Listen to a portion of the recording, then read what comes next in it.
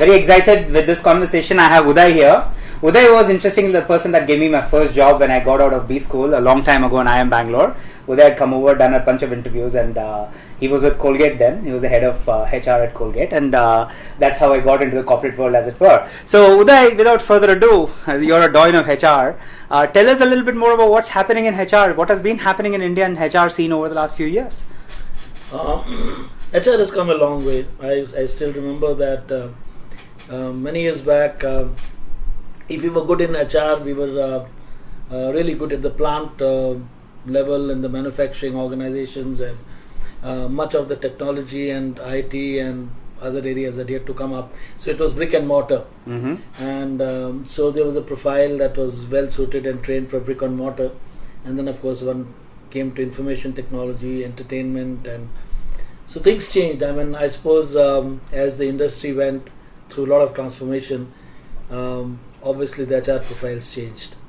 And if you really look back, most of the people from HR were from humanities and commerce background, and then of course they started getting into from typical social work to MBAs, and then they started coming into organizations.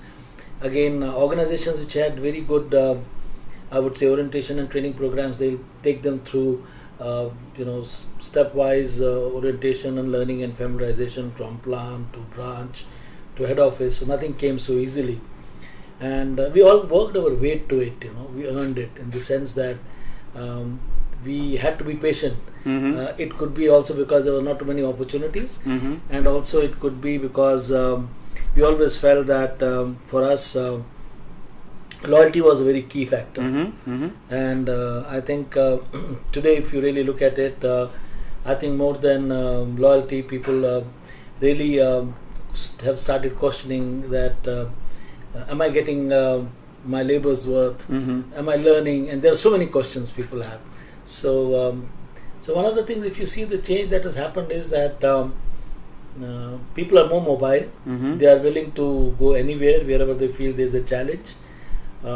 People are willing to discover and rediscover themselves. That kind of a risk we were not willing to take. For us, stability on a job was important, and so today it's more of engagement than loyalty. If I'm engaged, I'm loyal to you. If I'm not engaged, well, I suppose I may or may not be so loyal as such. We always felt that if we really have to be good, and if we really have to good in HR, and if we have to be credible HR, we need to know as much business as possible. And it was difficult to even tell organizations that please teach us more about business, because otherwise we won't think that we are doing enough. And there was some bit of cynicism, why do you want to know so much about business and what will you do? But today, increasingly, people are moving out of HR to business, and people are saying, why don't you give me a role in marketing, why don't you give me a role in exports? And I have seen from Unilever days, and especially maybe 90s, and where HR people, not too much, but still some transformation, some change was taking place in terms of trying them in other areas. Colgate, we tried people in various functions. We got a finance person in comp and benefit.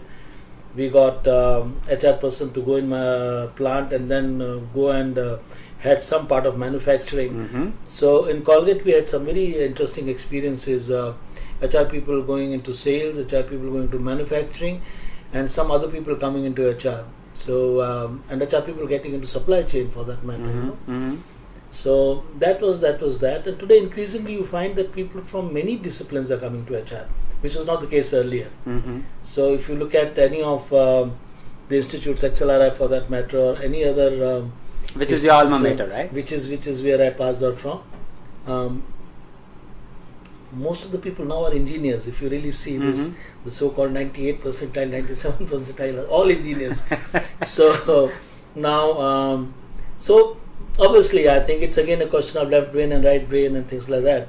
So as to what do they bring to the organizations. But one thing is very sure, that they want to learn, they want to see different things, they want to see challenge, versus consistency, which we used to look for. We will always look for consistency, and they will look for challenge. Very nice. And very interesting contrast. And again, I think we would look at relationship, and currently people look at networking. Okay. Paradigms. So paradigms. You can go on many factors how you look at differently and how it has changed. And these might be subtle changes happening, but they do reflect in everything. The way we are thinking, the way we are working. So when I talk about relationship for us, or even now, relationship is something which is very deep and sustainable. But for many now, it is very transitory. It is here and now. The network you have today may not be a network 5 years from now. But if I go back, relationship of 5 years will still continue. Absolutely. I'm still pleased to meet you after 10 years today. And Indeed. I'm enjoying that relationship as if we just met yesterday. So I think that is there, and when you look at world as a stage, you see more and more people from HR now getting a regional role.